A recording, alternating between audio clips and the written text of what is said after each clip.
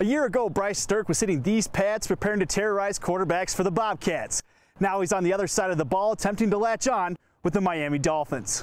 You know, they're not trying to throw us in there at full speed just yet. And there's definitely like a lot of stuff racing through my head. You know, it's a new environment, it's a new position. It's been a weird offseason for the former Bobcat defensive end, starting with learning the tight end position at home during the shutdown. My coach would send me like a playlist of, you know, drills and techniques to do, and then I would videotape them and then send them in. And that's kind of like how the process was throughout the offseason.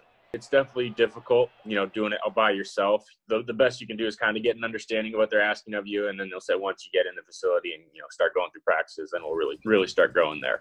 Although the Dolphins aren't practicing at full speed, Sterk has been catching some passes from a well-known quarterback in Ryan Fitzpatrick. He throws a better ball than my brother does, so it's a little bit easier to catch. Whether it's Fitzpatrick or Tua Tagovailoa throwing in passes, Sterk is focused on the task at hand. I just hope to try and catch the ball and not drop it, so I'm really not thinking of who's throwing it at that point.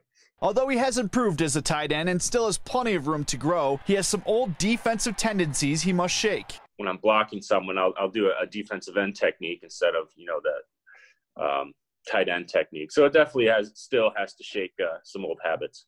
With rigorous COVID-19 testing, Sterk plays it safe and mainly focuses on going to and from team facilities. Me personally, I can't speak for the other guys. I'm sure they're doing the same, though, I just kind of stay in the hotel room, make the trip to the facility and back, and hardly ever, you know, kind of go out. In Bozeman, John Miller, MTN Sports.